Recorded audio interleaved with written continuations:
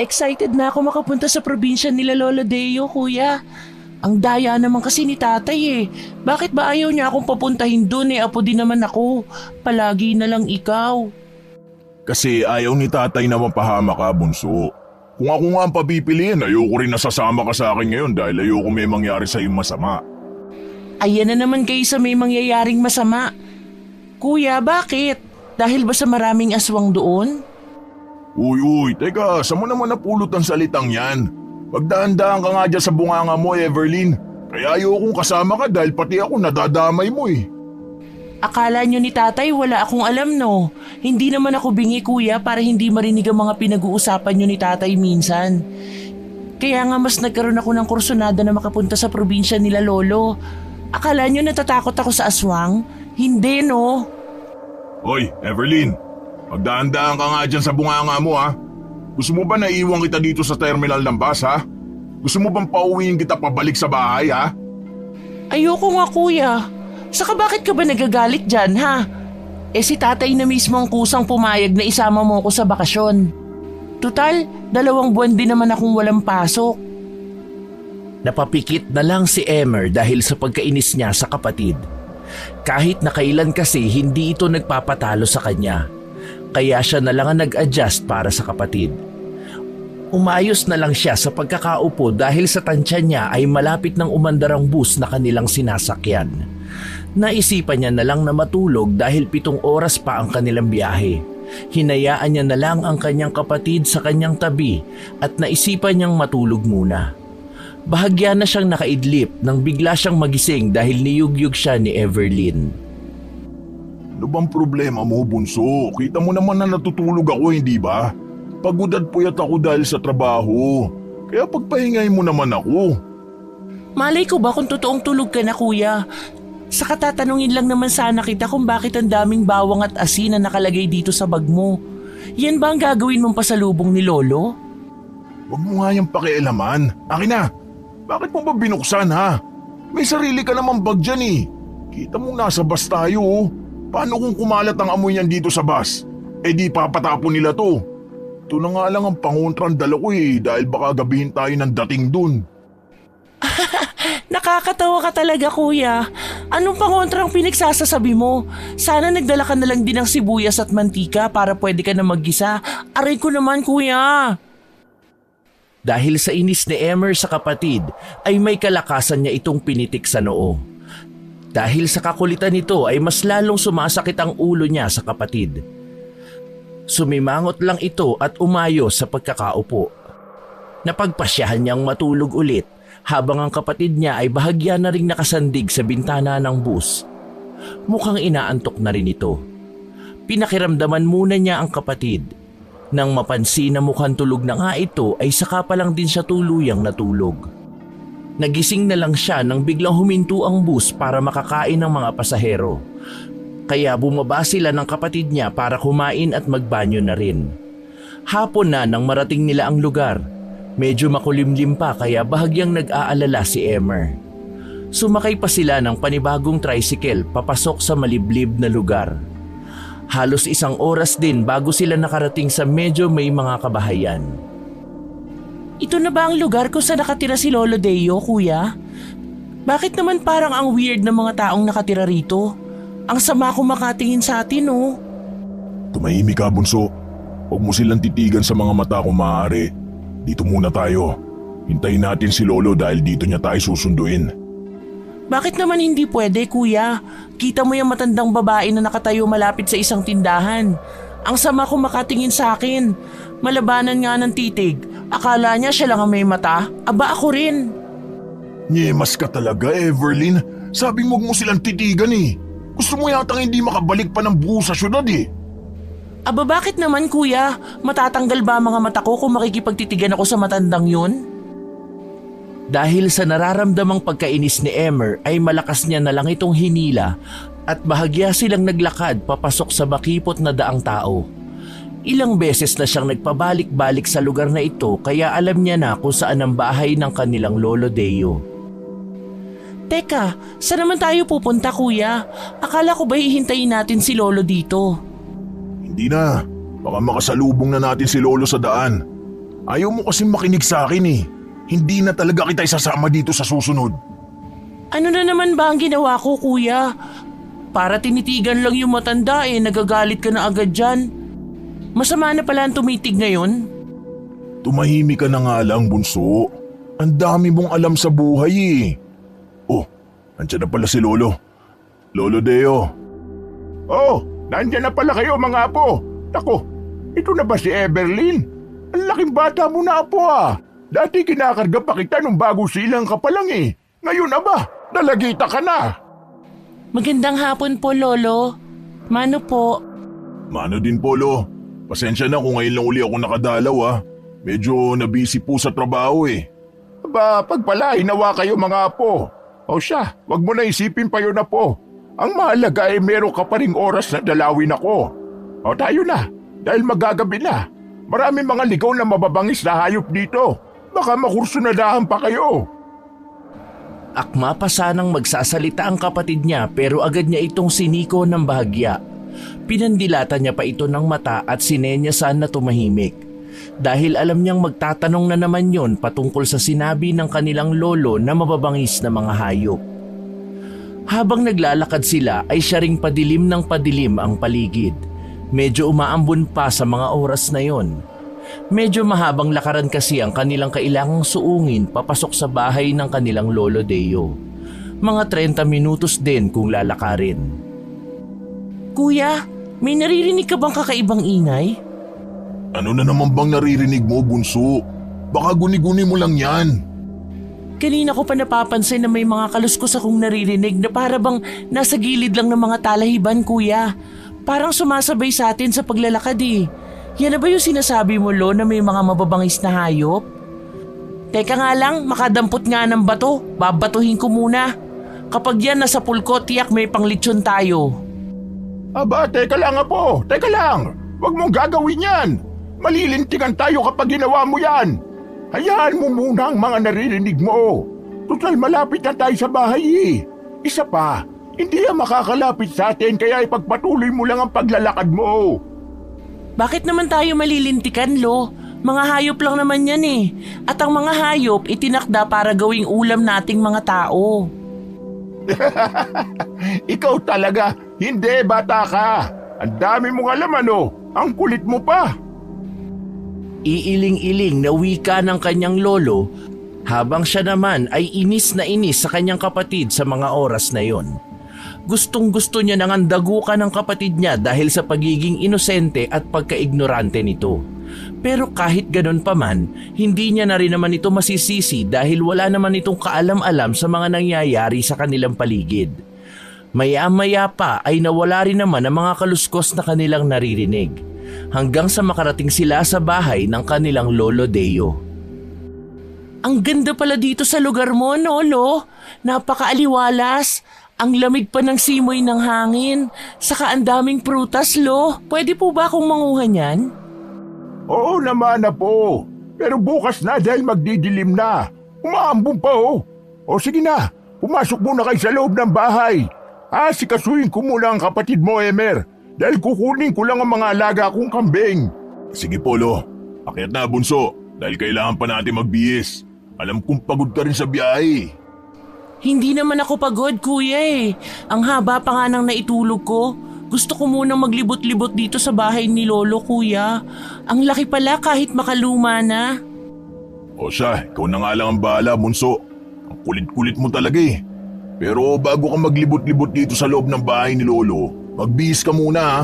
Dahil ako naman doon sa kusina, titignan ko kung anong pwedeng maluto doon. Basta huwag kang pupunta sa malayo, Everlyn. Oo na, kuya. Bakit nga pala walang mga kapitbahay si Lolo dito? Nakakabagot naman kung wala akong makikitang ibang mga tao rito. Dahil pagmamay-ari ni Lolo ang lupaing to, bunso. Kaya walang ibang makakapagpatayo ng bahay dito ng basta-basta na lang nang hindi humihingi ng permiso sa kanya. Sumunod ka sa akin sa silid. Sabay na tayo magbihis. Agad na silang naglakad papasok sa isang silid kung saan dun din siya natutulog sa tuwing bumibisita siya sa kanyang lolo sa mga nagdaang taon. Ang totoo niyan, halos taon-taon siyang bumibisita sa kanyang lolo Pero matagal na ang 2 linggong pamamalagi niya sa bahay na yun kasama ang matanda dahil may trabaho din siya. Isa pa, may mahalagang dahilan talaga siya kung bakit palagi niyang binibisita ang kanyang lolo. Oh, Emer, bakit ikaw lang mag-isa nandito sa kusina? Nasaan na ang kapatid mo? Madilim na. Baka mapano pa yun sa labas. Paglilibot-libot daw muna ang batang yun, lolo eh. Kaya mo muna. Basta sinabihan ko na siya na huwag lalayo dito sa bahay. Hindi naman makakapasok basta-basta ang mga nilalang dito sa bahay, di ba? Siya nga pala, lolo. Kumusta ka na? Pasensya na kung ngayon lang uli ako nakadalaw ah. Alam mo na, busy sa trabaho. Okay naman ako dito, apo. Huwag mo na ako isipin pa. Binibilang ko na lang ang mga araw ko dito sa mundo. Huwag ka nga magsalita ng ganyan, lo. Lakas mo pa kaya. Saka may mission pa tayo, lo. Kaya huwag ka magsalita ng ganyan. Hindi ka pa rin ba sumusuko, apo? Ilang taon mo na sinusubukang gisingin ang kapangyarihan matagal nang natutulog sa mahiwagang buntot pagi na yon. Pero hindi ka pa rin pinapahintulutan ng kalikasang may likha sa kanya. Kahit ako'y wala na pag-asa dyan, apo. Kaya nga titigilan ko na dahil napapagod na ako.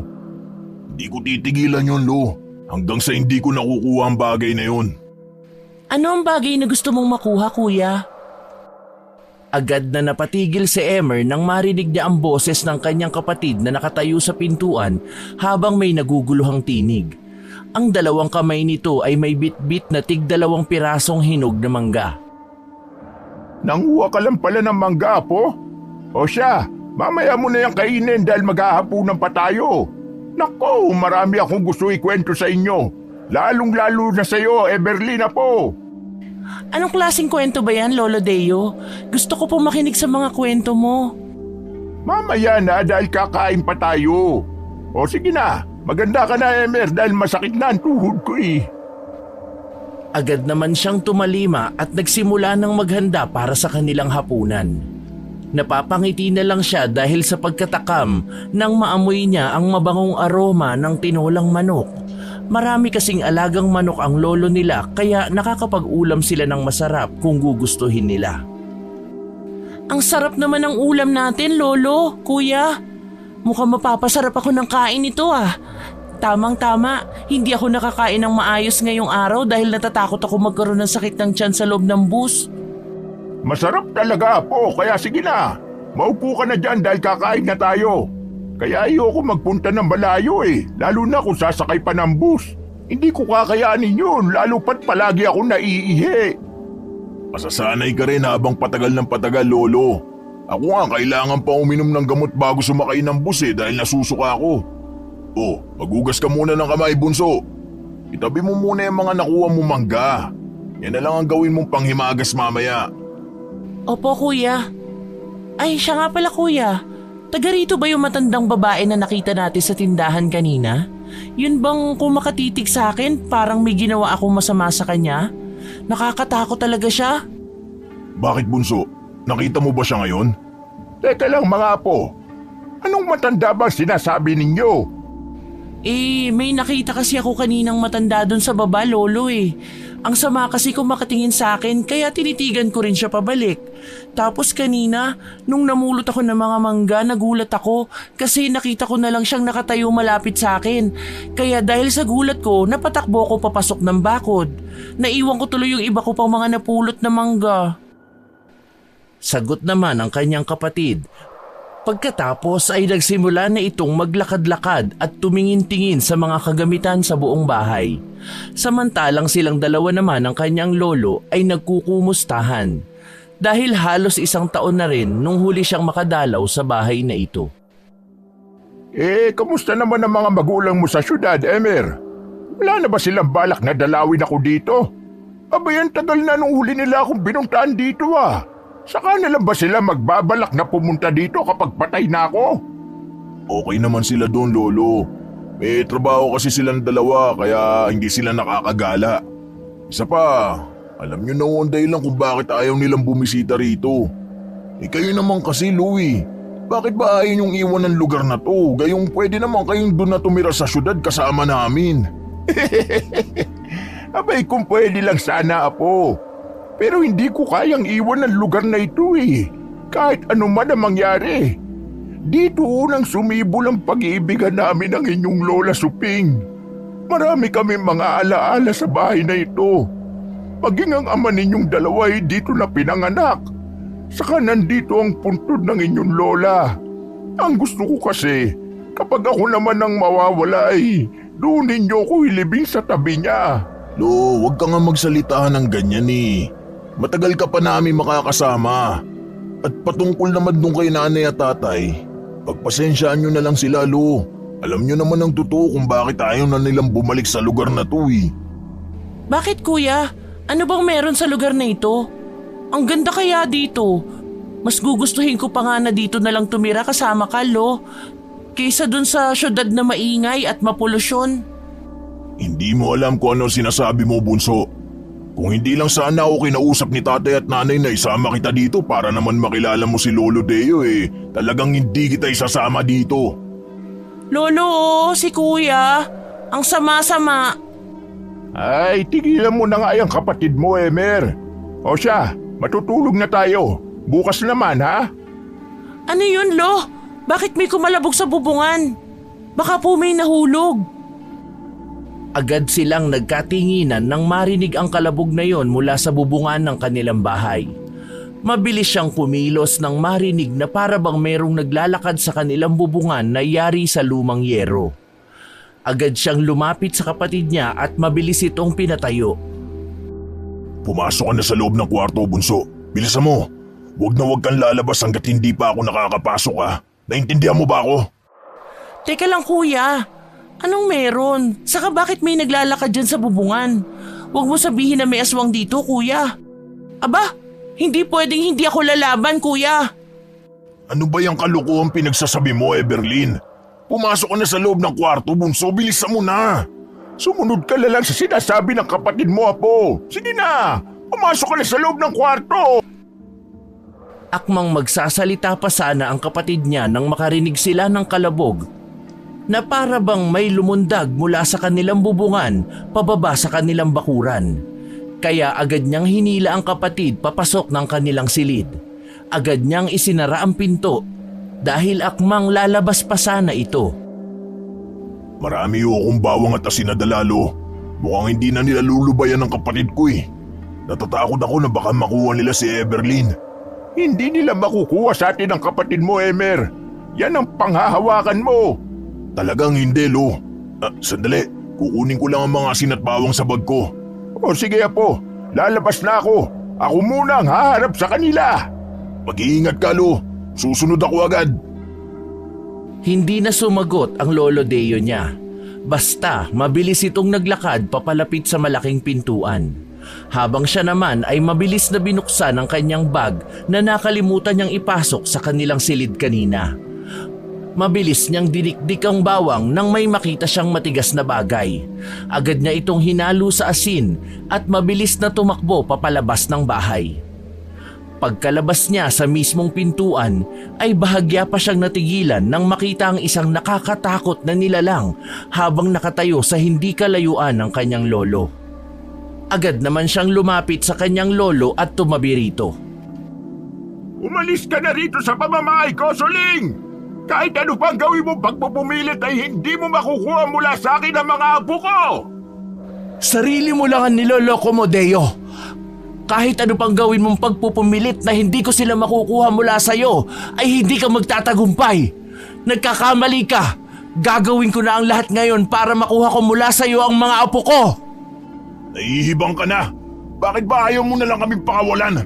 Pwede ka naman maghanap ng ibang mga taong pwede mong mapasahan ang mutya mo eh. Kaya tigilan mo na kami. At wag na wag mong gagalawin ng kapatid ko kung ayaw mo ako mismo ang pumatay sa'yo. He! Nararamdaman ko ang malakas na puwersang bumabalot sa pagkatao ng kapatid mo. Kaya siya na ang napili ko para sa susunod na tagapangalaga ng mga angka natin. Kaya hindi niyo ako mapipigilan sa gusto ko. Yun ay kung magagawa mo. Subukan mo lang na gawin ang binabalak mo sa kapatid ko. Kahit kadugo pa kita, hindi ako magdadalawang isip na patayin ka. Tama na, Suling! Umalis ka na bago pa magdilim ang paningin ko sa'yo at mapatay kita! Sumosobra ka na! Bakit ba ayaw mo na lang kami tigilan? Umalis ka na lang sa lugar na ito at magpakalayo-layo na lang! Aalis lang ako sa lugar na ito kapag naisakatuparan ko na ang nais ko, Deo. Yan ang pakatandaan mo. Simula pa lang ito. Kaya humanda ka na dahil simula sa oras na ito ay hindi ko na kayo titigilan hanggat hindi ko nakukuha ang isa sa mga apo mo. Kung tutuusin, ako naman talaga ang may karapatan sa kanila at hindi ikaw. Tama na ang matagal na panahong inangkin mo sila na para bang ikaw ang totoong naghirap. Pinagbigyan na kita sa mahabang panahon, kaya panahon na upang kunin ko kung ano man ang akin. Pagkatapos sabihin nyo ng matanda ay mabilis itong nag-anyong aswang. Humaba ang mga kuko at pangil nito. Umitim ang balat at biglang tinubuan ng mga maiitim na balahibo ang mukha. Pagkatapos ay mabilis itong lumundag papalayo sa kanilang bakuran. Laking pasasalamat na lang nila dahil may buwan. Kahit hindi naman ito kalakihan, nakakatulong pa rin ito para makita nila ang totoong itsura ng matanda. Mukhang kinakailangan ko na magawa ang matagal ko ng gusto, Lolo Deo. Kaya pakiusap, tulungan mo akong buhayin ang kapangyarihan na matagal nang natutulog sa buntot na pagi na yon, Lolo.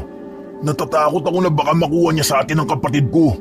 Kung tutusin, wala naman talaga tayong kalaban-laban sa kanila eh. Marami sila, Lolo Deo. Samantalang dalawa lang tayo. Dehado pa rin tayo kung tutusin. Biyernes bukas po. Kaya bukas na natin pag-usapan ang patungkol dyan. Kahit ako nga'y ginawa ko ng lahat para buhayin ng halos ilang dekada ng natutulog na kapangyarihan dyan sa buntot ng pagi na yan. Pero talagang hindi gumagana ang mga orasyon na ginagawa ko, Apo. Kaya wala tayong kasiguraduhan kung mabubuhay mo ba ang kapangyarihan ng buntot pagi ni Tatay. Baka nga may iba pang paraan, Lolo Deo. Hindi maaaring wala tayong panlaban. Natitiyak kong darating ang mga araw na sasalakayin tayo ng matandang yun dito at ng mga kampon niya. Ay, tara na, Apo. Bukas na natin itong pag-usapan. Baka na paano na ang kapatid mo ngayon doon sa loob. Gabi na, matutulog na tayo. Sige, Polo. Maikling sagot niya pagkatapos ay agad na sumunod sa matanda papasok ng bahay. Mabilis naman niyang binuksan ang kanilang silid. Napahinga na lang siya ng maluwag nang makitang nakatulog na sa banig si Everlyn. Inayos niya na lang ang kumot nito bago tumabi sa pagtulog ng kanyang kapatid. At hindi kalaunan ay nakatulog na rin siya. Kinabukasan ay tanghali na siya nang magising. Pagtingin niya sa kanyang katabi ay wala na doon si Everlyn kaya mabilis siyang napabalikwas ng bangon. Doon lang siya nakahinga ng maluwag nang marinig ang boses nitong nakikipagkwentuhan sa kanilang Lolo Deo. Oh, tinanghali ka na ng gising, Kuya Emer. Nasa kusina ang pagkain mo. Magmumug ka muna dahil umaabot dito yung hininga mo. Hindi na kaaya-aya. Ha! Mamaya ka lang sa akin, bunso. Hindi kita pasasamahin maligo ng batis. Manigas ka. May batis dito, Kuya? Nagbibiro lang naman ako eh. Ang pogi-pogi mo kaya, saka ang bango ng hininga mo. Amoy patay, amoy halimuyak ng bulaklak na nalanta. Aray ko naman, Kuya! Bakit ka nang babatok? Akala mo ba makakasama ka sa akin dito sa susunod na bata ka? Ang dami mong alam sa buhay. Lolo, si Kuya kinutusan ako. Saka kahit naman hindi mo ako isama dito, okay lang. Walang problema dahil kabisado ko na ang daan. Saka wag mo nga akong tawagin bata. Dalaga na ako, Kuya. 15 na ako. Wala akong pakialam, Everlyn. Kaya umayos ka dyan kung ayaw mo ngayon din mismo. Babalik na tayo sa syudad. Ito naman si Kuya, di na mabiro. O siya. Magsitigil na nga kayong dalawa dyan. Kumain ka na doon, Emer. Dahil tayong tatlo ang pupunta sa batis ngayon dahil maglalaba din ako. Titignan ko rin ang mga tanim ko doon, mga mais. Baka pwede nang anihin ang makabenta na tayo. Oh, narinig mo si Lolo, Kuya? Kumain ka na doon. Panira ka ng usapan eh. Alis na, Kuya. Siya nga pala, Lolo. Totoo ba na makapangyarihan ang buntot pagi na yun? Pwede ko po bang makita, Lo? Malay natin, ako pala ang matagal na hinihintay nun at ako ang makakapagpagising sa matagal nang natutulog nitong kapangyarihan. Agad na kumunot ang noo niya nang marinig ang sinabi ng kanyang kapatid, kaya napabaling siya sa mga ito. Hindi niya alam na sinabi na pala ng kanyang Lolo Deo ang tungkol sa buntot pagi na yon. Ang bagay na siyang dahilan kung bakit halos taon-taon nagpupunta siya sa lugar na ito. Napapailing na lang siya at agad na nagpunta sa kusina. Hindi niya na pinansin pa ang usapan ng mga ito dahil alam naman din niya na malabong mangyari na ang kapatid niya ang magpapagising sa kapangyarihan ng buntot pagi na minanapa ng kanyang lolo Deo mula sa ama nito. Nagmumugmuna siya bago nagsimulang kumain dahil marami pa silang dapat puntahan ngayong araw. Isa na doon ay ang balak nilang pagligo sa may batis na nasa ibabang bahagi ng lupaing pagmamay-ari lang din ng kanyang lolo.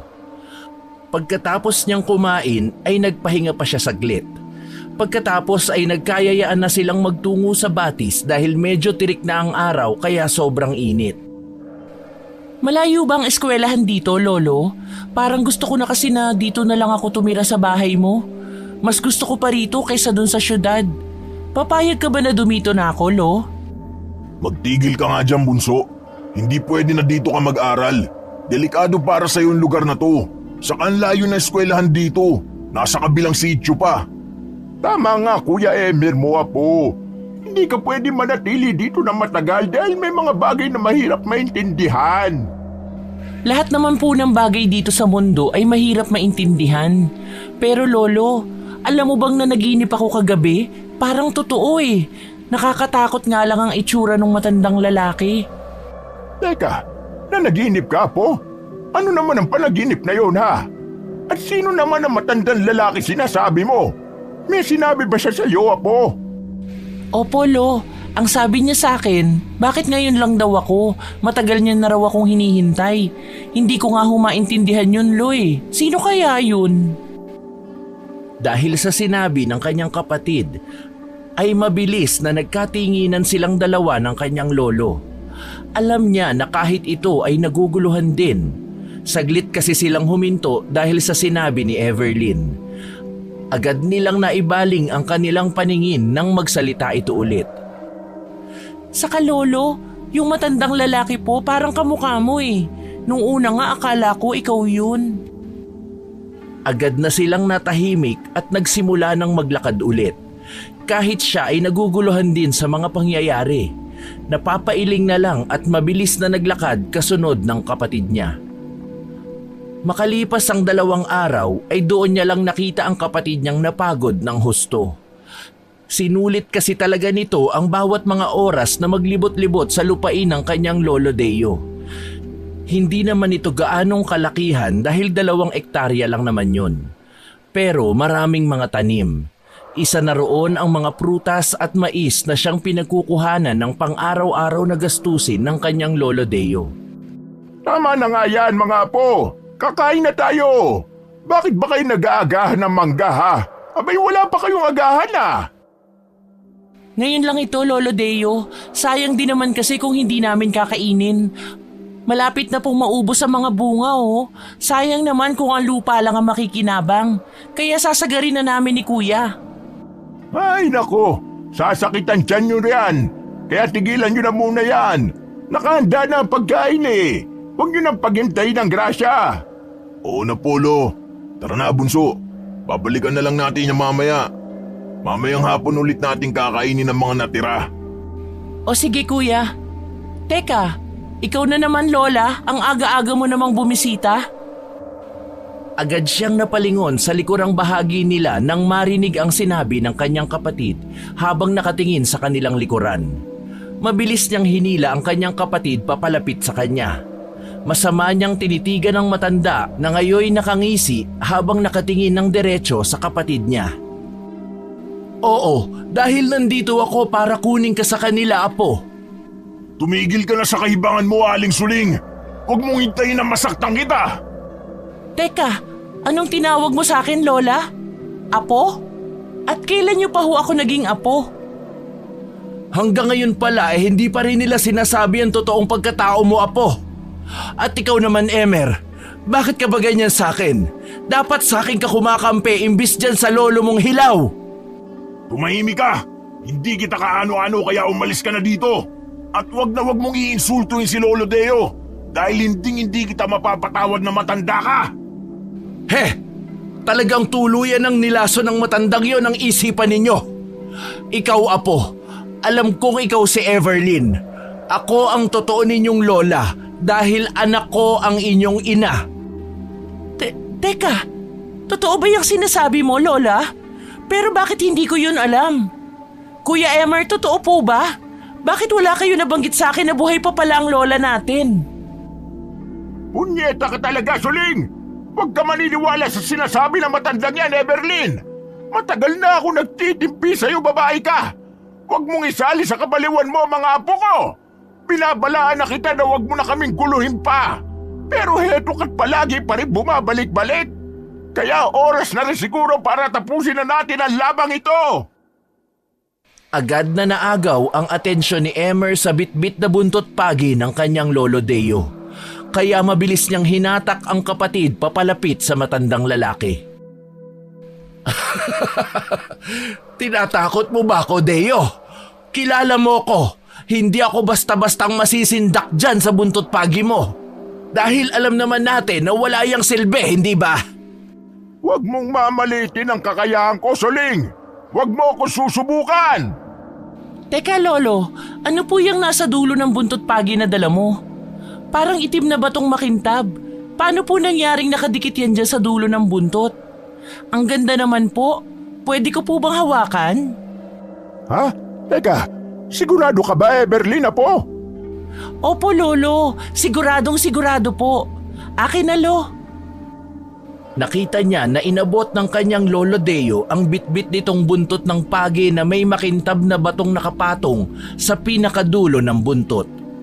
Nang mahawakan na ito ni Everlyn ay nagulat sila dahil bigla na lang nitong nabitawan ang bitbit na buntot pagi na para bang nakuryente. Oh, bakit? Ano nangyari sa iyo, apo? Bakit parang bigla ka nasaktan na mahawakan mo ang buntot pagi? Anong nararamdaman mo? Lo, para ako nakuryente. Para po kasi may boltaheng biglang pumasok sa katawan ko. Ang sakit po. Ano? Totoo ba yan, apo? Diyos ko, Emer. Siya yata ang itinakda ng mahiwagang buntot pagi na ito. Hawakan mo nga uli, apo. Pero natatakot ako, Lolo. Baka makuryente na naman ako. Susubukan mo lang naman, apo eh. May gusto lang akong alamin. Tama si Lolo Deo, bunso. Subukan mo uling hawakan ng buntot pagi na yan. May kakaibang kapangyarihan niya na matagal nang natutulog. Baka ikaw ang nagustuhan at hindi ako, maging si Lolo Deo. Mga baliw kayo! Anong kapangyarihan ang pinagsasasabi ninyo sa walang kwentang bagay na yan? Everlyn, halika, sumama ka sa akin, apo. Ako ang totoo mong lola at hindi ang matandang yan. Tumigil ka na! Kahit ano pang gawin mo ay hindi mo makukuha sa akin ang kapatid ko. Mapapatay mo muna ako, Aling Suling! Kung ganon, kung hindi ko kayo makukuha sa magandang paraan, kukunin ko na lang ang isa sa inyo ng sapilitan. Pagkatapos sabihin niyo ng matandang babae, ay nagulat na lang sila dahil sa bigla nitong pagbabagong anyo. Kaya agad siyang napaatras at mabilis na hinawakan ang kamay ng kanyang kapatid. Ilang beses na akong nakikiusap sa inyo, pero patuloy niyo pa rin akong tinatanggihan. Wala rin kayong pinagkaiba ng nanay ninyong suwail. Mas pinili pa ang ibang tao kaysa sa akin na nanay niya. Iniwan niya na lang ako na parang hindi ako ang nagluwal at nagpalaki sa kanya.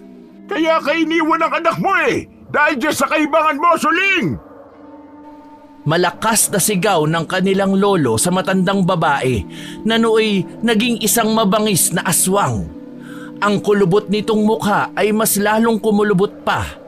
Tinubuan din ito ng mahahaba at maiitim na balahibo. Agad itong dumapa sa lupa ng patiwarik. Pagkatapos ay sa isang iglap lang ay mabilis itong lumundag papunta sa kanila. Pero bago pa yon, kapwa sila nagulat nang biglang salubungin ng kanyang kapatid ang matandang aswang ng isang malakas na paghampas sa bitbit nitong buntot pagi. Kitang-kita nila kung paano tumilapon sa hindi kalayuan ang matandang aswang. Wow! Kita niyo yon, Kuya? Lolo? Ang astig naman pala nito. Totoo nga may kapangyarihan ng mahiwagang buntot pagi na to ah. Pero paano naman po yun nangyari? Napakalakas ng kapangyarihan ng mahiwagang buntot pagi na yan, Apo. Tama nga si tatay sa kanyang sinabi. Darating ang panahon na mabubuhay ang matagal na nitong natutulog na kapangyarihan kapag nahawakan na ito ng taong siyang bagong tagapangalaga ng mahiwagang buntot pagi. Pero agad din silang napatigil nang marinig ang nakakikilabot na pag-angil ng matandang si Suling. Mas nakakatakot na ang itsura nito habang nakatayo sa hindi kalayuan sa kanila. Kaya bigla siyang kinabahan. Nagtatayuan ang mga mahahaba nitong mga buhok. Mabilis niyang hinila si Everlyn para sana ipasok na sa loob ng bahay. Pero huli na dahil napakabilis kumilos ng matandang aswang. Dahil sa isang iglap lang ay bigla itong sumulpot sa kanilang harapan at akmang hahablutin na ang kapatid niya. Nang magulat sila dahil isang malakas na suntok ang pinakawala ng kanilang lolo Deo. Dahilan upang mapaatras ang matandang aswang. Punong-puno na ako sa iyo, Suling! Panahon na rin siguro upang ako mismo ang puputol niya sungay mo! Yun ay kung mapuputol mo. Ibigay mo na sa akin ang apo ko! Emer! Ibigay mo na sa akin si Everlyn! Ayoko nga sumama sa'yo. Ang pangit-pangit mo. Saka huwag mo akong tawaging apo dahil hindi naman kita lola. Ako ang totoo mong lola. Maniwala ka sa akin kaya sumama ka na sa akin, apo. Dahil kung hindi, papatayin ko ang lolo Deo at kuya Emer mo. Subukan mo lang saktan ng kuya at lolo ko. Sisiguraduhin kong ako mismo ang papatay sa'yo. Biglang natigilan si Emer dahil sa narinig mula sa kanyang kapatid. Sobrang seryoso ng boses nito na noon niya lang narinig. Maging ang kanilang lolo Deo ay bahagyaring natigilan. Pero mas nagulat pa sila nang biglang umangil ng nakakikilabot ang matandang babae at mabilis na sinugod silang tatlo. Sisiguruhin kong pagsisisihan ninyo ang araw na ito! Malakas na sigaw ni Suling. Naghahanda na sana siya para lumaban nang magulat na lang sila dahil sa ginawa ni Everlyn. Bigla kasi nitong sinuntok ng malakas ang matandang aswang. Kitang-kita nila kung paano ito nasaktan dahil napasapo ito sa kanyang tiyan. Umangil ito at akmang susugod pa ulit sa kanila. Pero mabilis na hinampas ng kanyang kapatid ang matanda ng bitbit nitong latigo. Kitang-kita nila kung paano umatungal ng napakalakas ang matanda dahil sa natatamo nitong hindi pangkaraniwang sugat. Tila ba isa itong matulis na bagay na siyang humihiwa sa natatamaang parte ng katawan nito. Pero hindi lang yon ang kanilang ikinagulat. Natuod pa sila ng kanyang lolo Deo nang makita na bigla na lamang humaba ang buntot pagi na bitbit ng kanyang kapatid nang hampasin nito ang matandang si Suling. Para bang naging goma ito na pumipilantik. Kitang-kita nila kung paano nahiwa ang likurang bahagi ng matandang babae nang matamaan ito. Tama na! Ang sakit! Ang hapdi! Magbabayad kayo sa ginawa ninyo sa akin! Yan ang napapala mo dahil sa kademonyan mo, Suling! Umalis ka na sa bahay ko! Dahil baka sa susunod ay mapatay ka na ng apo ko! Pagkasabi nun sa kanyang lolo ay mabilis itong lumundag papalayo sa kanilang bahay. Kaya mabilis niyang nilapitan ang kanyang kapatid. Kumusta ang pakiramdam mo, Bunso? Kakaiba kuya. Nakakamangha ang lakas nitong buntot pagi. Pakiramdam ko ang gaan ng katawan ko na para ba akong lumulutang sa ere. Saka ang galing, lolo. Kuya, nakita niyo yun? Biglang humaba ang buntot pagi. Ang lakas niya. Para siyang isang matulis na bagay. Kitang-kita namin na po. Ipinagmamalaki kita. Napakahusay mo. Ikaw nga ang matagal lang hinihintay ng lolo mo sa tuhod. Kaya ka pala niya binisita sa panaginip mo dahil pala ito dito. Tama ka, Lu. Pero doon na tayo sa loob ng bahay mag-usap. Dahil baka bigla po tayong balikan ng matandang yun. O siya, sige. Pumasok na tayo sa loob ng bahay dahil gutom na rin ako. Mamaya na natin pag-usapan ng mga bagay na yan. Opo, Lolo Deo. Bigla pong humapdi ang tiyan ko eh. Parang gusto ko na rin kumain. Paano ba naman hindi hahapdi ang tiyan mo manggang kinain mo sa umaga imbis na agahan? O siya, tara na! Pumasok na tayo! Pagkapasok nila sa loob ng bahay ay agad din nilang isinara ang lahat ng mga bintana at pinto. Kailangan nilang manigurado, lalo pat napakatuso ng matandang aswang. Habang kumakain sila ay nag-uusap pa sila ng kung ano-anong mga bagay. Pagkatapos naman nilang kumain ay nagpahinga pa muna sila saglit sa kanilang maliit na sala. Lolo, pwede na po ba ninyong sabihin sa akin ang totoo? Sino po ba yung matandang yun? Siya po ba talaga ang lola namin? Ay, patawarin mo ko, Apo, kung hindi ko agad sinabi sa iyo ang totoo. Totoo ang sinabi ni Suling. Siya ang tunay niyong lola dahil siya ang nanay ng inyong nanay Hilda. Pero hindi ibig sabihin na hindi ko na kayo apo. Lolo niyo pa rin ako dahil kapatid ko si Suling. Kapatid mo po ang pangit na aswang na yun, Lo? Ibig sabihin dahil siya ang totoong lola namin, may lahi rin po kaming aswang? Hindi, bunso. Dahil ibinigay lang sa kanya ang mutya ng isang matandang babae. At dahil hayok sa kapangyarihang itim si Aling Suling, tinanggap niya to. Kaso dahil sa hindi natanggap ni nanay ang ginagawa ni Aling Suling, nagpa siya si nanay na iwan ng matanda dahil na rin sa natatakot siya. Alam mo rin pala ang lahat ng to, kuya. Bakit hindi mo sinabi sa akin? Isa din sa dahilan kung bakit kita'y sinama dito, bunso. Dati ko pang gustong sabihin sa iyong totoo patungkol sa lola nating may lahing aswang. At dahil alam ko matanong ka, kaya napag-isip-isip ko na lang na daling ka dito para ikaw mismo makasaksi. Pero hindi ko naman inaasahan na ikaw palang gusto niyang pasahan ng mutya na meron siya. Pero hindi ako papayag na mangyari yung bunso. Magkakamatayan muna kami bago kanyang makuha mula sa akin. Huwag kang mag-alala, kuya. Hindi naman ako sasama sa kanya eh. Ayoko rin na maging aswang kagaya niya. Saka Lo, yung tungkol pala dyan sa buntot pagi, bakit kakaibang lakas ang nararamdaman ko nang mahawakan ko to? Dahil ikaw ang pinili ng mutya at ng buntot pagi, Apo. Kaya pala nagpapakita sa si tatay sa panaginip mo. Dahil ikaw pala matagal niya nang hinihintay. Tatay po? Tatay mo yung nagpapakita sa akin sa panaginip ko na nagsasabing matagal niya na akong hinihintay? Oo, Apo. Siya ang totoong nagmamayari ng buntot pagi na yan. Isa yang mahiwaga dahil may malakas na kapangyarihan yan na siyang pupuksa sa mga masasamang nilalang na nabubuhay dito sa mundo. Pupuksa? Kung ganon, maaari kong mapuksa ang mga aswang, Lolo. Pero hindi ko po siya pwedeng patayin dahil siya pa rin ang lola ko. Hindi mo naman kailangan patayin si Suling, Apo. Ang kailangan lang natin gawin ay makuha ang mutya na nasa loob ng katawan niya. Pero paano naman yun makukuha, Lo? Ilang dekada nang nasa katawan ni Aling Suling ang mutya na yun. Maaring ikamatay yun ng matandang yun kapag pinilit nating makuha. Agad na natahimik ang dalawa dahil sa sinabi ni Emer. Walang kasiguraduhan kung makukuha pa ba nila ang mutya sa loob ng katawan ng matanda. May posibilidad na hindi na ito makukuha pa, maliban na lang kung gugustuhin ng matanda na alisin sa katawan nito at ipasa sa iba. Kailangan natin maghanda dahil may kutob akong sasalakayin tayo ng babaeng yun dito. Maraming nahawaan ng babaeng yun sa lugar na ito kaya huwag kayong magpakampante. Kahit nasugatan yun, pwede naman niyang gamutin ang kanyang sarili. Anong gagawin natin, Lo? Kung totoo na ako ang napili na bagong tagapagmana ng buntot pagi na ito, ibig sabihin may magagawa ako. Hindi ka pwede magpadalos-dalos, bunso.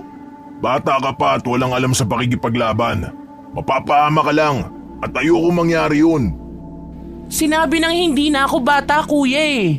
Dalaga na ako at marami akong alam pagdating sa pakikipaglaban. At saan mo naman natutunan ng makipaglaban, Aber? Sa pelikula, syempre. Aray naman, kuya. Bakit ka na naman ang babatok dyan? Umayos ka nga, bunso. Wala tayo sa palabas kaya umayos ka, ha? Nasa totoong mundo tayo na posibleng makakalaban ang mga totoong aswang. Maayos naman ako, kuya.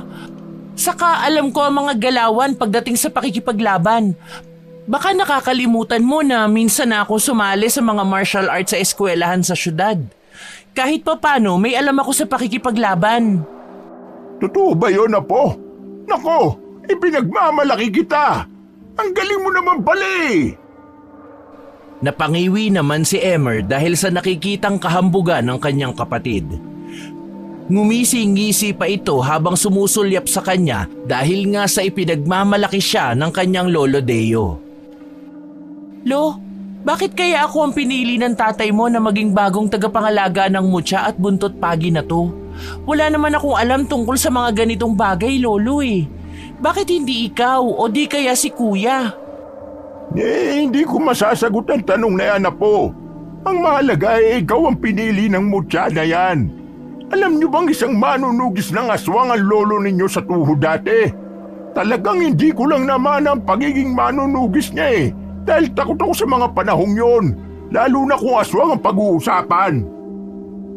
Aaminin niyang namangha siya sa kanyang nalaman na isa palang manunugis ang kanyang lolo sa tuhod. Pagkatapos nilang mag-usap ay kaagad na silang pumasok sa isang silid. Sa silid ng kanilang lolo Deo. Nakita niya ang pagkamangha sa mukha ng kanyang kapatid nang makita niya ang mga maliliit na libreto ng kanilang lolo na naglalaman ng iba't ibang klaseng mga dasal na Latin. Ang astig mo naman pala, Lolo. Pwede ba ako magpaturo sa iyo ng mga dasal, Lolo Deo? Gusto ko pong matuto. Huwag kayong mag-alala dahil ituturo ko sa inyo lahat ng alam ko. Sa ngayon ang ituturo ko sa inyo ay isang uri ng proteksyon. Dahil alam kong babalik si Suling sa anumang dahilan para kunin kanila sa akin, Everlyn. Hindi ako papayag na mangyari yon, kaya kinakailangan natin maghanda. Huwag kang mag-alala, Lo. Wala naman akong balak na sumama sa kanya kahit siya pa ang lola ko kung gagawin niya lang pala akong aswang. Isasama ka namin sa syudad pagbalik namin ni Bunsolo. Dahil alam kong namimiss ka na rin nila nanay at tatay. Natatakot lang talaga sila na pumunta dito dahil ayaw na nilang maulit pa ang nangyari dati. Bakit? Ano bang nangyari dati, Kuya Emer? Gusto ring hawaan ni Aling Suling si Nanay Bunso. At dahil ayaw pumayag ni Nanay, gusto niya sana kaming patayin ni Tatay. Ipinagbubuntis ka pa nun ni Nanay eh. Kaya dito kami tumakbo kay Lolo Deo para manghingi ng tulong. Hanggang sa mailuwal ka nga. Tama ang kuya mo, Apo. Kaya alam kong hindi na naman titigil ang babae yun hanggat hindi kanya nakukuha. Kaya ihanda nyo na sarili nyo sa gaganapin natin pagsasanay at pagbigkas ng mga buhay na salita. Kaagad silang naghanda at sa buong araw nilang pagsasanay ay talaga namang mayroon din silang natutunan. Nang sumapit naman ang gabi ay nagsihanda na sila sa maaaring pagsalakay ng mga aswang. Pero mag-uumaga na ay walang mga aswang na sumugod sa kanilang bahay. Hanggang sa sumapit na ang umaga. Sa sala na sila nakatulog lahat dahil sa paghahanda sa kung ano man ang maaaring mangyari. Umaga na pala. Nakatulog na ako sa paghihintay na sumalakay sa atin ng mga aswang. Pero bakit wala naman, Kuya, Lolo? Kahit ako nga hindi ko alam, Bunso. Iba ang kutob ko sa pangyayaring ito, mga apo. Alam ko may masamang nangyayari na hindi pa natin alam. Ano naman po ang ibig niyong sabihin? Yan ang hindi natin alam.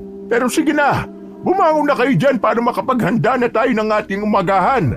Gusto niyo ba na maligo muna tayo bago kumain, ha?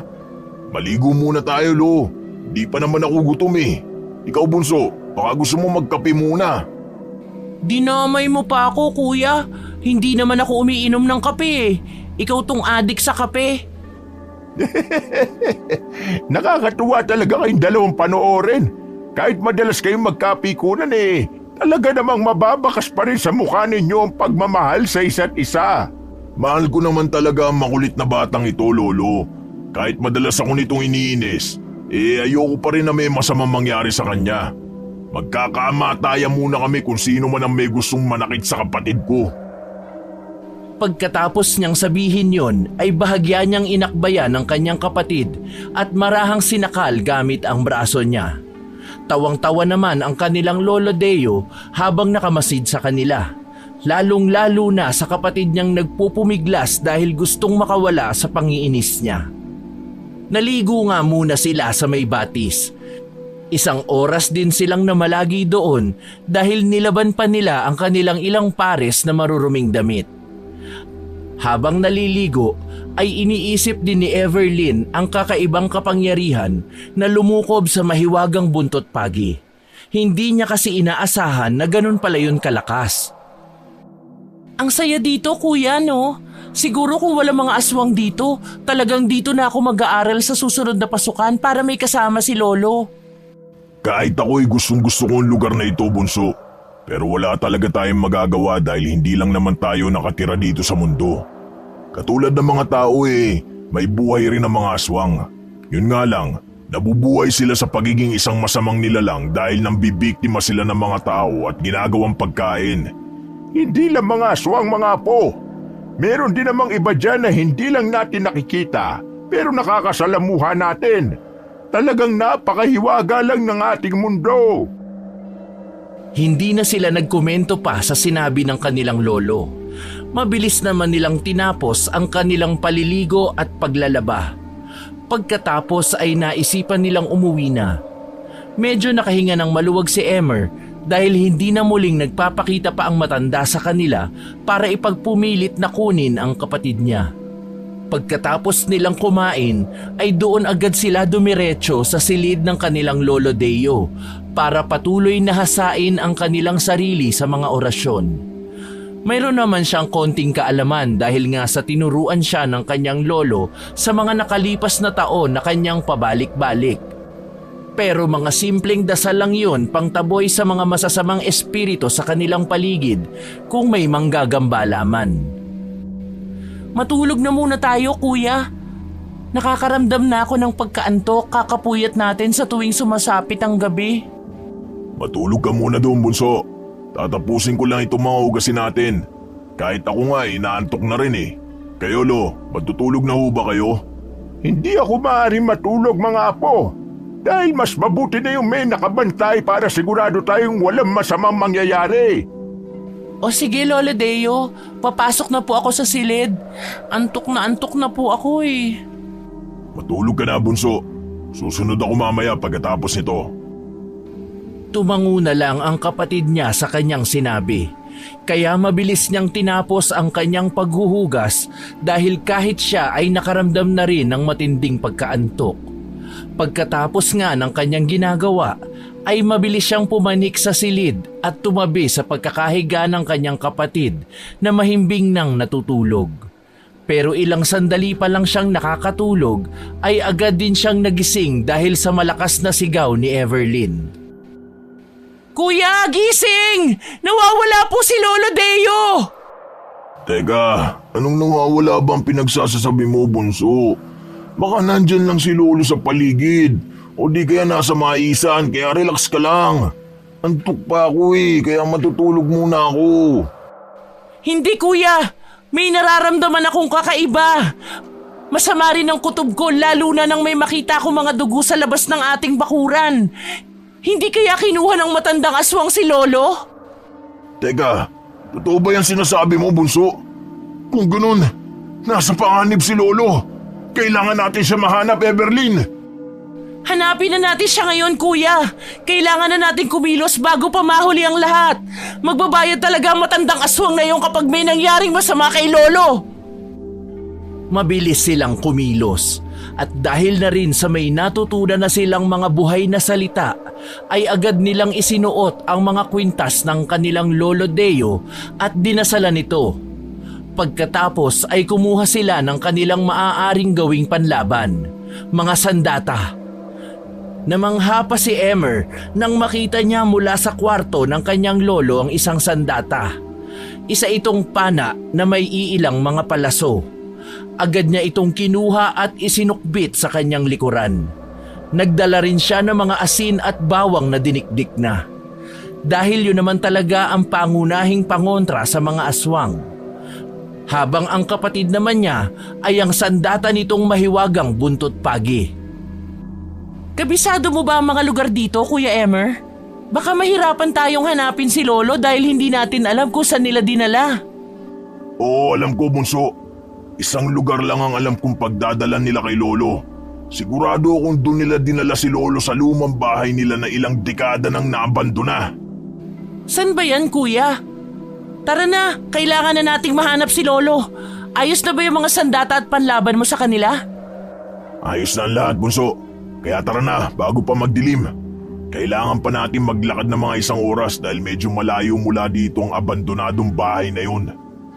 Sa tingin mo ba, kuya, marami nang nayanggaw ang matandang yun? Siguradong marami tayong makakalaban ngayon kung sakali. Hindi na sumagot pa si Everlyn sa sinabi niya. Kaya nagsimula na silang maglakad para hanapin ang kanilang nawawalang si Lolo Deo. Habang nasa daan pa lang sila, nararamdaman na kaagad niya ang kakaibang bumabalot sa buong paligid na para bang may nakasunod sa bawat mga galaw niya. Agad niyang kinapa sa kanyang leeg ang nakuha niyang kwintas kanina sa mga gamit ng kanyang Lolo Deo. Isang kwintas na kulay itim na patatsulok na may malaking mata sa gitna. Isang pangkalahatang proteksyon para sa mga masasamang elemento maging sa mga aswang. Isa itong Tres Pico Dignum at ang nagmamay-ari pa nun ay ang kanilang lolong matagal ng yumao. Kasama ito sa mahiwagang buntot pagi na may tangan ng mutya ng kidlat.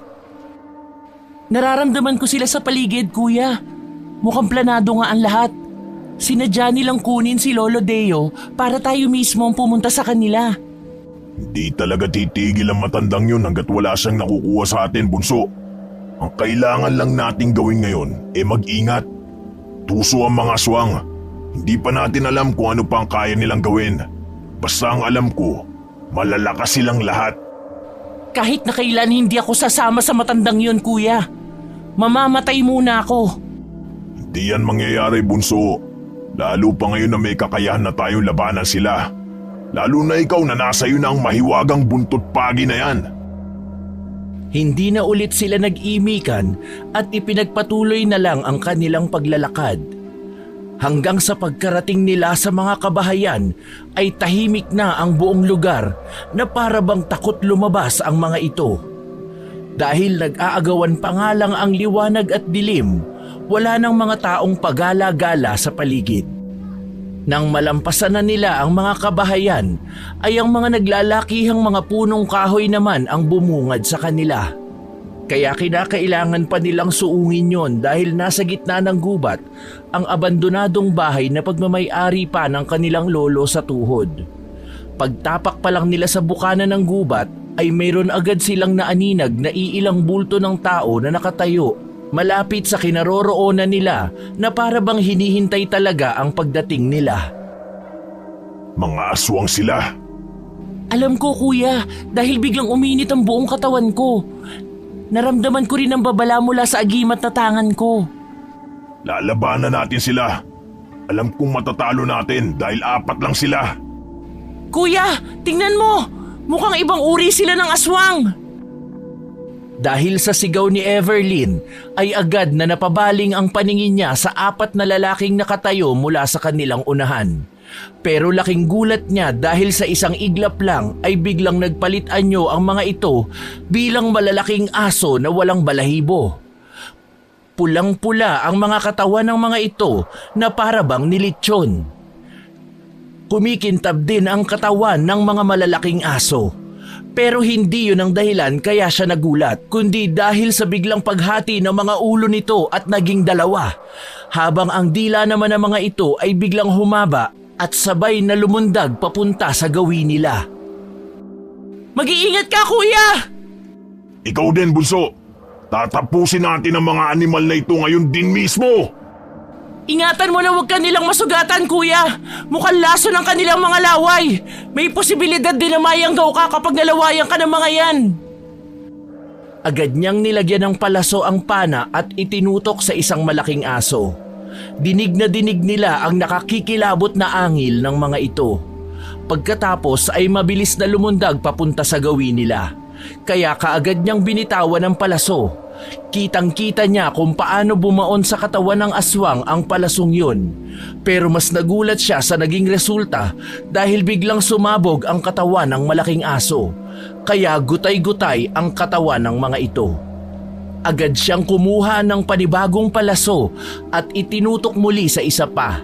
Pero nagulat na lang siya dahil nakita niya na nakabulagta na ang dalawang malalaking aso habang nahahati ang katawan ng mga ito. Kitang-kita niya kung paano humaba ang bitbit na buntot pagi ni Everlyn para yung goma sa paningin niya. Agad siyang namangha dahil isang hampas lang ang ibinigay nito sa malaking aso ay nahati na ang katawan ng aswang. Ang lakas ng mutyang ito, kuya. Pero mas namangha ako nang makita ko sumabog ang katawan ng malaking aso. Nang tamaan yon ng dalamong pana. Ang astig, kuya.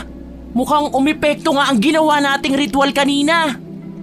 Kahit ako nagulat din, Bunso. Hindi ko inaasahan. Bakit kaya hindi ito ginagamit ni Lolo Deo gayong malaki pala ang pakinabang nito? Yan ang hindi natin alam, kuya. Pero tara na. Madilim na ang paligid. Tiyak na mas lalong lalakas ang mga aswang dahil kabilugan ng buwan ngayon. Tama ka. Mukhang kabilugan nga ng buwan ngayon, Bunso. Kaya tayo na. Malapit na tayo. Nasa bandang unahan na ang lumang bahay. Ikaw na ang bahala kay Lolo Deo mamaya, kuya. Itakas mo siya habang nakikipaglaban ako sa mga nilalang. Huwag kang mag-alala dahil kaya ko namang protektahan ang sarili ko. Ano ka ba, Bunso? Sabay tayong aalis sa lugar na to. Kaya huwag kang magsalita ng ganyan. Nakangising sabi ni Emer sa kapatid na kung makapagsalita akala niya naman ito ang mas matanda. Ilang sandali pa silang naglakad. Naaninagdan nila ang isang malaking bahay sa kanilang unahan. May nakasinding lampara doon at mga kandilang nakapalibot sa buong lugar. Agad silang tumakbo papalapit doon. Nasa malayo pa lang sila pero naaaninag na nila ang mga aswang na nakatayo habang naghihintay sa kanila. Pero mas natuon ang atensyon nila sa isang malaking puno na nasa bakuran, kung saan nakikita nila na nakagapos doon ang kanilang Lolo Deo habang duguan at wala ng malay. Akmang tatakbuhin na sana nila ang distansya na namamagitan sa kanilang Lolo Deo, pero hindi natuloy dahil biglang humarang ang maraming malalaking aso sa kanila. Biglang nilukuban ng matinding takot si Emer nang makita niya ang biglang paglitaw ng matandang aswang mula sa tabi ng kanilang Lolo Deo at mabilis nitong tinutukan ng matulis na bagay ang leeg nito at mabangis na lumingon sa kanila. Kanina ko pa kayo hinihintay, mga apo. Nagustuhan niyo ba ang regalo ko? Baliw ka na nga! Bitiwan mo si Lolo Deo kung ayaw mo magkamatayan tayong lahat dito! Tinatakot mo ba ako? Mga hangal! Ano bang ipinagmamalaki ninyo? Yung mga agimat kuno ninyong dala na wala namang kwenta? Sumama na kayo sa akin kapalit ng kalayaan ng lolo ninyo! Hindi pa kami baliw ni kuya para maniwala dyan sa mga kabaliwan mo. Wala ka talagang puso! Wala ka sinasanto! Pati si lolo na wala namang ginagawa sa'yo, dinadamay mo pa! Huwag nang maraming satsat. Sasama ba kayo sa akin para gawing bagong pinuno ng mga kauri ko o hindi? Hindi kami sasama sa iyo, Aling Suling. Kaya ibigay mo na sa amin si Lolo para makauwi na kami. Bakit ba ayaw mo na lang kaming lubayan? Kung ikaw ang totoo naming lola, bakit mo kami ginaganito? Bakit mas pipiliin mo pang mapasama kami gayong may ibang landas kaming tinatahak? Dahil kayo ang magbabayad sa ginawang pang-iwan sa akin ng inyong ina. Dinamdam ko ang pagtalikod niya sa akin. Sinuway niya ang gusto kong mangyari para sa ikabubuti niya. Nababaliw na nga kayo. Sa bagay, hindi na kami dapat pang magtaka kung bakit mo nagagawa sa akin to. Dahil ang sarili mo ang anak, kaya mong gamitin sa kademonyohan mo, kami pa kaya. Wala na kaming pagpipilian pa ng kapatid ko kung hindi ay ang labanan kayo. Talagang sinusubukan niyo ako. Pwes, magdusa kayo dahil papatayin ko na lang ang walang kwentang matandang ito! Pagkatapos isigaw yon ng matandang aswang, ay bigla itong nagsenya sa mga aswang para sugurin silang magkapatid. Agad silang naging alerto ng sabay-sabay at nagpalit ng anyo ang mga ito. Katulad nga nung 4 nilang nakaengkwentro kanina, ay nagpalit anyo ang mga ito bilang malalaking aso na makintab ang katawan. At higit pa roon, nahahati ang ulo ng mga ito at humahaba ang mga dila. Agad bumunot ng palaso si Emmer upang ipangbala sa kanyang pana.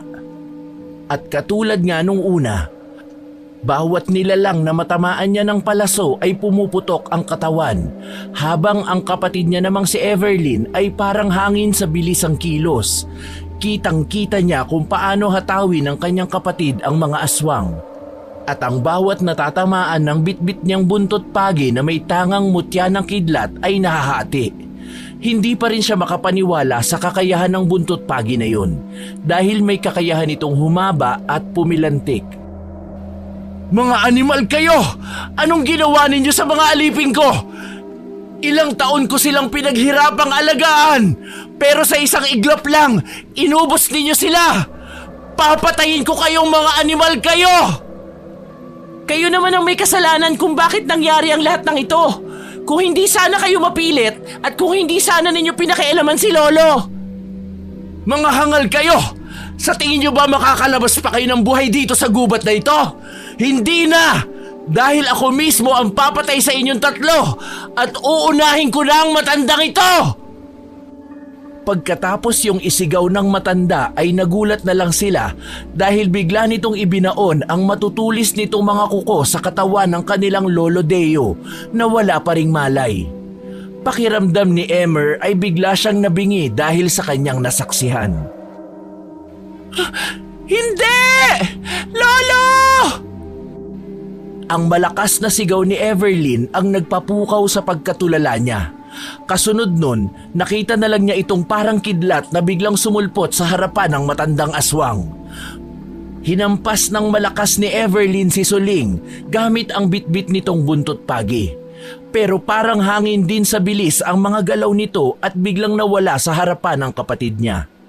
Habang siya naman ay mabilis na kumilos para puntahan ang kanyang lolo Deo na tuluyan ng binawian ng buhay. Sumigaw siya ng malakas habang yakap ito ng mahigpit. Nagagalit siya sa kanyang sarili dahil hindi man lang niya nailigtas ang kanyang lolo sa mga kamay ng kapatid nito. Sisiguraduhin kong ako mismo ang papatay sa iyo ngayong gabi, hayop ka! Mabilis niyang naibaling sa mga ito ang paningin niya. Kahit gabi ay kitang-kita pa rin naman niya ang buong kaganapan dahil sa tulong ng mga gasera na nakapalibot sa buong bahay. Agad siyang napasigaw nang makita niya ang matandang aswang na biglang lumaki ang bunganga na halos umaabot na sa tenga nito. Samahan pa ng mga matutulis na mga ngipin nito. Mabilis itong sumugod sa kapatid niya. Pero laking gulat niya dahil nang iwinasiwas ni Everlyn ang bitbit nitong buntot pagi, ay bigla siyang may nakita doon na para bang isang bultahe ng kidlat na bumabalot sa braso ng kapatid niya pababa sa buntot pagi nito.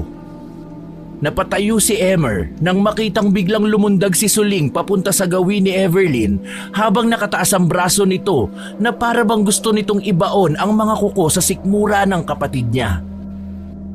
Mag-iingat ka, bunso! Tatapusin ko na ang labanang ito, kuya. Bantayan mo lang si Lolo Deo. Mga hangal kayo!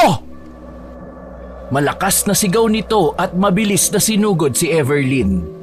Pero nagulat siya dahil sa mabilis na ginawang pag-ilag nito sa bawat mga sugod ng matandang aswang. Hanggang sa bigla na lang siyang magulat nang mapasigaw si Suling. Nakita niya kung paano nahulog sa lupa ang kabilang braso nito.